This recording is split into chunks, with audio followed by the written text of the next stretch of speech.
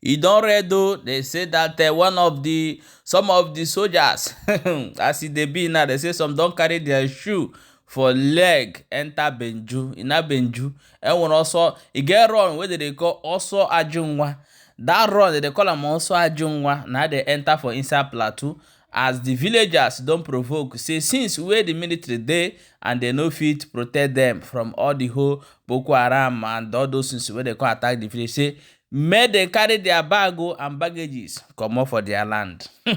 As that one dey happen, they say that our sisters wey dey for Libya don cry come outside come talk say make Nigerians help them make they go back to their countries.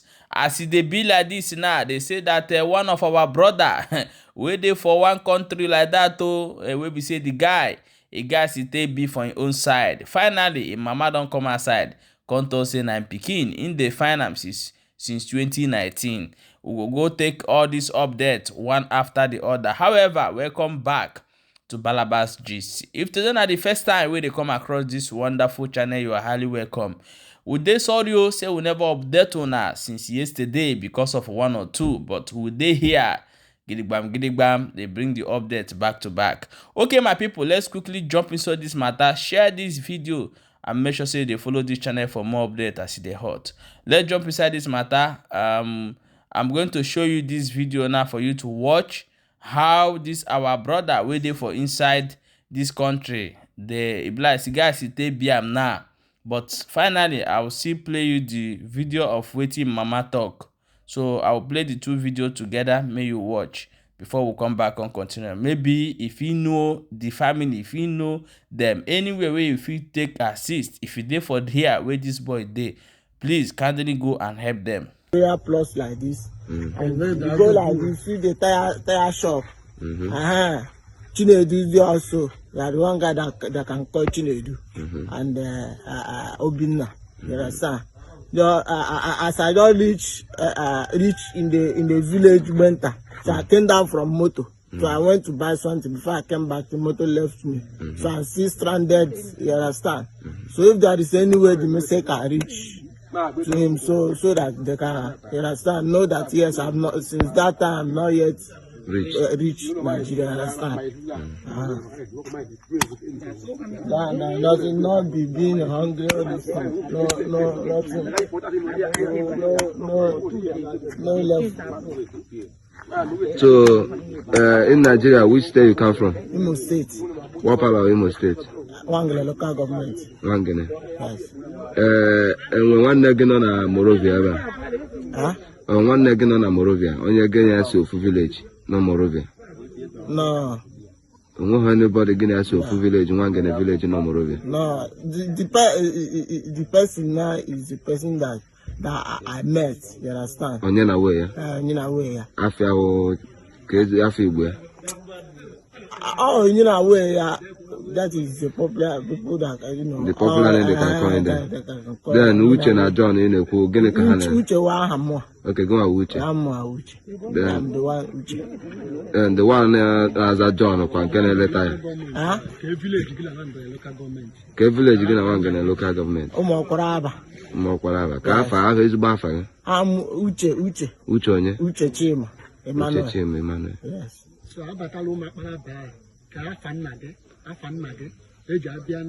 oh, Chima. Yes. Surname, yes. Surname is my Chima is my surname. And Uche, my name. And Emmanuel.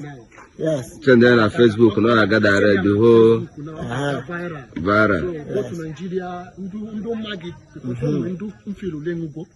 Huh? Oh, and yeah, no, yeah, because it has been long. How many years can you go Sada?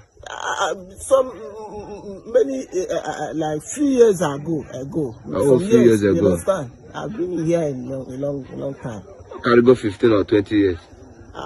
No, I've been here in a long time. Yes. What's about the Uche Chima? Emmanuel? Yes. I know you. Lucia Katia on Facebook. The Maggie. Yes. Make Juicy. on a border Liberia na Ivory Coast. Oh no, yeah. Okay. Well, that's about that. Because anyhow, just make the team available and let the team just reach to the place. Want to push again? Yes.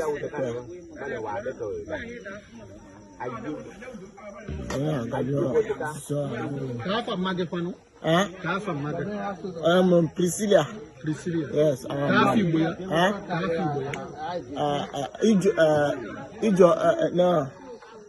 Priscilla. Yeah, na-achọ. Priscilla ihe a na-achọ. No, Priscilla achị na Igbo ya. Ba Priscilla ka iji wee mara ya. 3 years. Adịka ije ọma kwa bata Priscilla.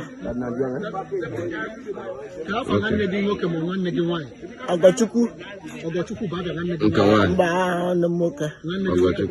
Ọgọchukwu. Ya bụ ndị be Chima. Ndị be Chima. The family. Okay. Ọgọchukwu.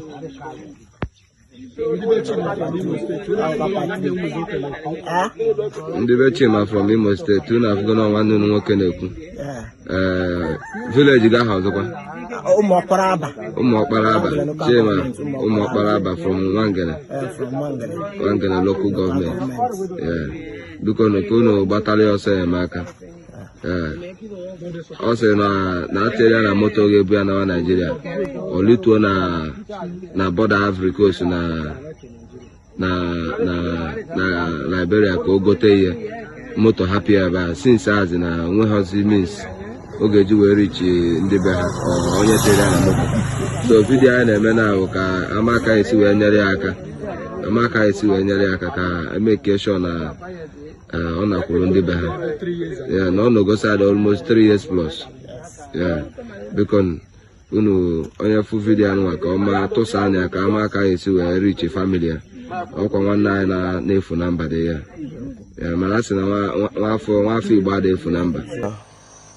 Ọ gụnwa wụ mma onye. Ọ mụwa wụ mma Uche Chukwu onye. Uche Chima Emmanuel. Ọ mụwa wụ mme. Ihe a mere kemgbe 2019 anyị chọwara. Ahụ ebe a na-achọrọbe moto anyị ebebe ka ị were hụ ya. Anyị anaghị ahụ ya, anyị anaghị anụ mmetụ. Onwe onye a na-ajụta ese si lekwe otu o siri mee. So since nna ya chegide ihe gbasara bịa nwụọ. So nna ya anwụkwala. Trasị niile mgbe nna ya nwụrụ, mụ na onwe m na-eche echiche na-eche ama m otu m ga-esi eme ahụ ya. And all the only son, in short, the only child anyị nwere. So before ntakịrị a ya wụ ụmụazị abụọ. So ya nwa nwoke ka okenye. Dịka ilikwuga ihe a ke ntakịrị ahụ nso ebe a na mba ọ nọghị nso ọ pụwara apụ. Okay. Onye ọnụ na n'olu ugbu a wụ mma Uche Chukwu, onye na-evidokwenye ya ihe ugbu a wụ Nze Chukwu kere eshiwere gịnị ghara mmiri nke izizi n'aba.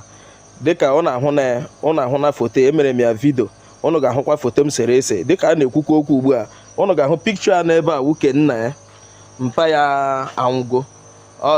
Pikchọ mpa ya wụ ihe a ya nwa dị ihe a. So ọnụ lee anya ọnụ ga-ahụ mma Uche Chukwu ka ọ na-ekwu okwu. Ya nwawo onye sị ọ na-asị ndị abanyere ya aka. Enwe m onye inye aka. Sị biko na ndị abanyere ya aka. Ọ na-anwụchulo.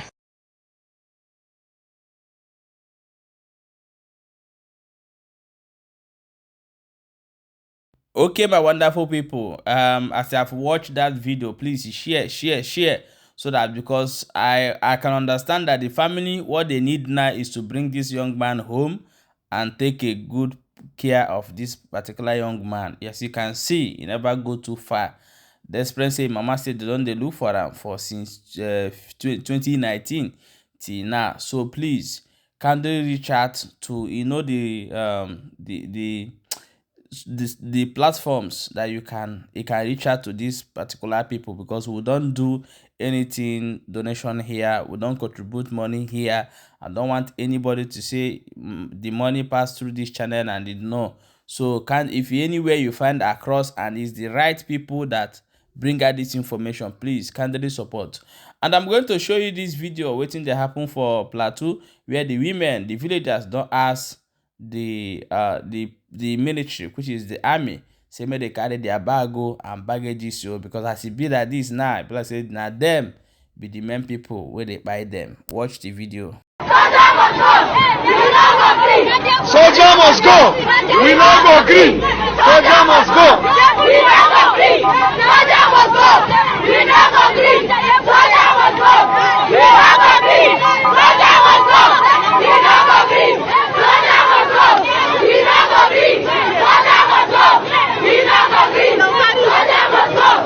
We no go green. Soldier must go.